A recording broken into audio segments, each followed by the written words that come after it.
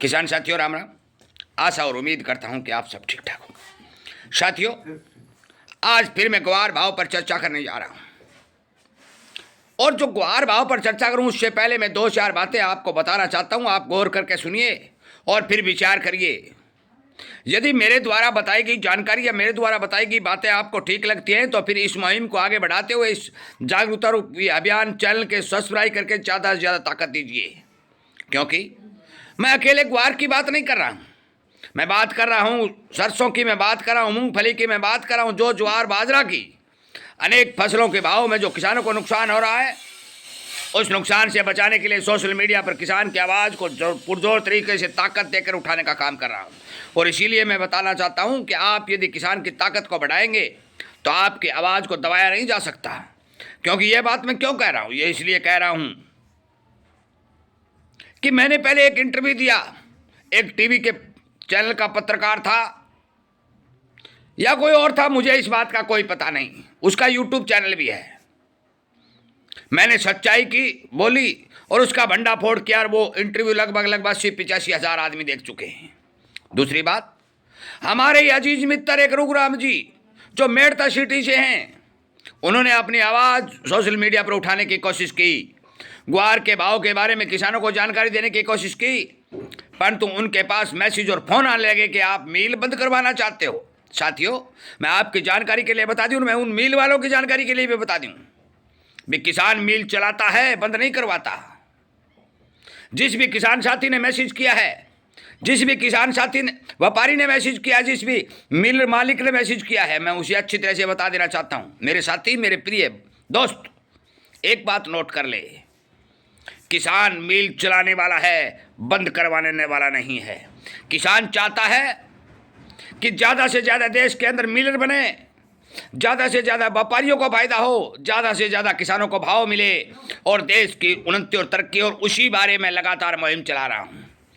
फिर किस सोच के साथ रघुराम जी को ये मैसेज किया गया और फ़ोन किया गया कि आप मिल बंद करवाना चाहते हो।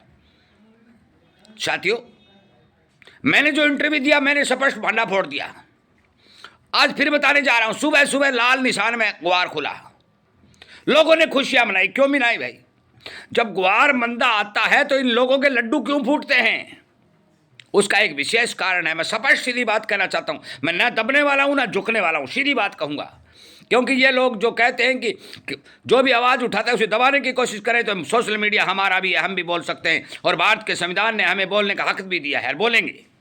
मैं शाम को 6 बजे से लेकर 7 बजे तक के लाइव सेशन चला रहा हूँ, किसानों को जागरूक करने के लिए चला रहा हूँ, खेती बीमारी, फसलों में आने वाले रोग आदि की जानकारी के लिए बता रहा हूँ, कंपनियों की नकली दवाओं से बचने के लिए बता रहा हूँ। क्या गुनाह कर रहा हूँ? परंतु वो इनको पछते नहीं। अब मौके के ऊपर जब हरे निशान में ग्वार आया तो फड़फड़ाने लगे। क्यों भाई? इन्हें तेजी अच्छी क्यों नहीं लगती?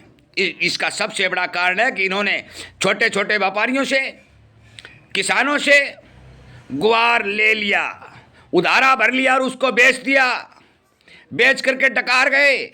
अब जो ही भाव आता है, किसान और व्यापारी जब भाव करने की बात करता है तो आनाकानी करने में जुटे हुए हैं। कुछ रिपोर्टें मेरे पास आ रही हैं कि ताऊ जी मैंने 2000 बोरी ग्वार लिया था। कहाँ लिया था? कहाँ पड़ा है? फलाने के पड़ा है कि नहीं पड़ा है, इस बात का कोई पता नहीं। ये झूठी अफवाहें, एक एक बोरी ग्वार को 3-3 बार बेचने वाले लोग, जो मैं पहले वीडियो में बता चुका हूं कि आप भ्रमित मत होइए। पुराना माल नहीं है, और यदि पुराना माल होता तो ये भाव आज नहीं मिलते, क्योंकि पिछले दिनों से आज 1500, 1600, 1700 रुपये ऊंचा ग्वार बिक रहा है।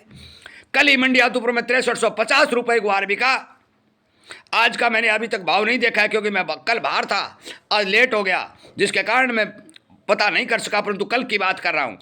और जो 4200-4300 रुपये में किसान का माल लूटा जा रहा था, आज 1700-1800 रुपये किसान को बेसी मिलने लगे। व्यापारी जिसका छोटा स्टॉकिस्ट था उसको बेसी मिलने लगे, कमीशन एजेंट को 2 पैसे कमीशन ज़्यादा मिलने लग गया, ब्रोकर को थोड़ी दलाली ज़्यादा मिलने लग गई। और इन लोगों के जो बाहर की कंपनियों के साथ जुड़ के ग्वार का एक्सपोर्ट करते हैं, उनके पेट में दर्द होने शुरू हो गया। साथियों, मैं आपकी जानकारी के लिए बता दूं कि अब की बार मैंने शुरुआत में ये बात कही थी कि 40 लाख 50 लाख अंडर फसल आएगी, और वही फसल आ रही है। और 40-45 लाख से प्लस स्टॉक देश के अंदर नहीं है। कुल मिलाकर 80,000 बोरी का माल देश के अंदर है। एक बात, लाख सवा लाख टन गम का स्टॉक जोधपुर और पूरे भारत के गोदामों में पड़ा है। सारा का सारा एक एक दाना बाहर कर भी बेच दिया जाए तो एक साल की पूर्ति नहीं हो सकती, क्योंकि 28 और 30 हजार बोरी प्रतिदिन की पिड़ाई हो रही है। ये ग्वार कहाँ से लाएंगे? मैंने एक वीडियो बनाया था कि अमेरिका से ग्वार ले आएंगे। अमेरिका में मिलता है ग्वार, अमेरिका तो ग्वार खरीदता है। ऑस्ट्रेलिया से लाएंगे, ऑस्ट्रेलिया से चना मटर मूंग ले सकते हैं, ग्वार नहीं मिल सकता।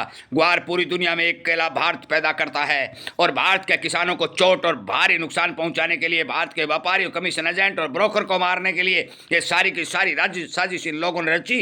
ये सच्चाई है, इसमें कोई दोहराई नहीं। मैंने इंटरव्यू में कहा कि किसान आज भारी भरकम उत्पादन कर रहा है, फिर भी उस पर 35 लाख करोड़ रुपए का कर्जा कहां से आ गया? 60 साहूकारों का अलग से, ये आपकी फाइनेंस कंपनियों का अलग से, तो कर्जा क्यों चढ़ा? कर्जा इसलिए चढ़ा कि इन लोगों ने सरकार को ब्लैकमेल करके सरकार से अपने हित में नीतियां बनवाई और फिर इस सारे के सारे किसान, व्यापारी और छोटे उद्योगपति, दुकानदार सबका शोषण करके इन्हें मारने का काम किया। मैं मुहिम चला रहा हूं। क्यों चला रहा हूं? ये इसीलिए चला रहा हूं कि भारत के जन जन को जगाया जा सके, भारत के जन जन तक एक एक आवाज को पहुंचाया जा सके। मैं स्पष्ट तौर पर ग्वार के बारे में बता देना चाहता हूं साथियों। मैं ये नहीं कहता 50,000 हो जाएगा, 1 लाख हो जाएगा, 5 लाख हो जाएगा। मैं ये भी नहीं कहता कि बेचें या रखें, वो आपकी मर्जी है। परंतु एक बात गांठ बांध लो कि यदि एक दिन ग्वार सोना नहीं बन जाए तो मैं आपको जवाबदेह बनने को तैयार हूं, आपका गुनाहगार बनने को तैयार हूं। सीधी बात कर रहा हूं, क्योंकि मैं बार बार किसानों को यह बता चुका हूं कि 14-15 के अंदर जो 2-2, 3-3, 5-5 करोड़ बोरी की आमदनी देश के अंदर पैदा हुई, वो भविष्य में कभी नहीं होंगी। ये बात मैं बार बार कह चुका हूं। किसान समझ नहीं रहा है, फिर भी कुछ किसानों ने सहयोग किया, कुछ किसान समझ नहीं रहा। आज बाजार की आमदनी 15,000 के ऊपर आकर टिक गई है। कुछ लोग मुनाफा वसूली कर रहे हैं, बहुत बढ़िया बात है। किसी व्यापारी को फायदा होता है तो अच्छी बात है। परंतु साथियों, अमेरिका भी कुवैत के ऊपर नजर बनाए बैठा है, कुवैत के अंदर तेल का उत्पादन बढ़ाने के ऊपर जोर दे रहा है। इधर रूस अपना तेल बेचने के लगातार प्रयत्न कर रहा है। चीन, जापान, जर्मनी, इटली, जितने भी लोग ग्वार की ओर देख रहे हैं, 60 देशों के अंदर ग्वार का एक्सपोर्ट होता है। मैं सच्चाई बता रहा हूं। कोरमा के अंदर पशु चारे में भारी भरकम ग्वार का कोरमा शुरू हो चुका है। कपड़ा उद्योग, टेक्सटाइल, अनेक उद्योगों में ग्वार का उपयोग शुरू हो चुका है।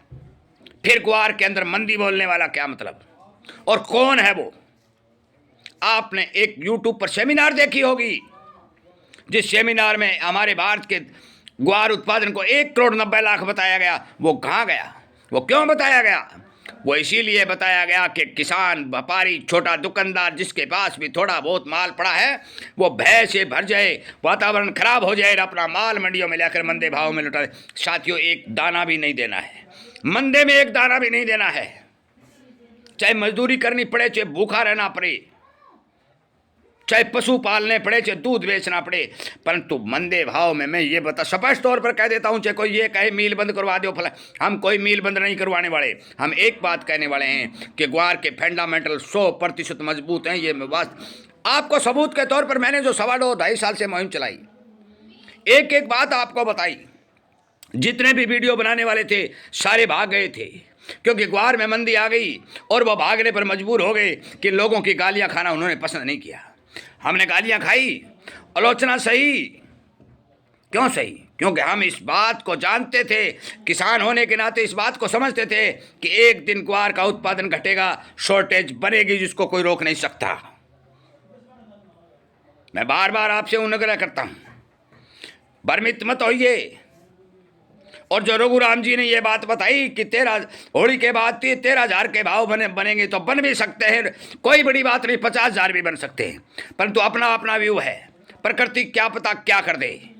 परंतु रघुराम जी को दबाने वाले आदमी का नाम उन्होंने नहीं बताया, वो नंबर मेरे को नहीं दिया। मैं उस भी आदमी से बात करता कि आपने ये बात कैसे कही कि किसान के ऊपर ये आरोप किस लिए लगाया? क्या आप मिल चलाना जानता है, किसान बंद करवाना नहीं जानता। प्यार करता है किसान व्यापारी से, मिलर से। अपना घर का सदस्य मानता है। और किसी किसान के घर जाके देखना, दूध का कटोरा भर भर के यदि किसान नहीं पियाए तो मुझे आकर कहना। मेरा नंबर 98 130 78 943 है। गांव चारवाला जिला सिरसा हरियाणा का रहने वाला हूं। भी मैं मिलर हूं और किसान के घर गया था और मुझे दूध नहीं पिलाया। साथियों, मैं आपसे विनय निवेदन करता हूं, यदि कोई आदमी किसान की, व्यापारी की, मजदूर की और बड़ा आदमी, बड़ा एक्सपोर्टर बन के किसान की आवाज को दबाने का काम करेगा, मैं उसका कतई समर्थन नहीं करूंगा। स्पष्ट तौर पर बता चुका हूं, स्टॉक बता चुका हूं, पैदावार बता चुका हूं, फंडामेंटल बता चुका हूं, डिमांड बता चुका हूं, आने वाले भविष्य का सिस्टम बता चुका हूं। बेचना रखना आपका काम है, सहयोग करे न करे वो आपका काम है।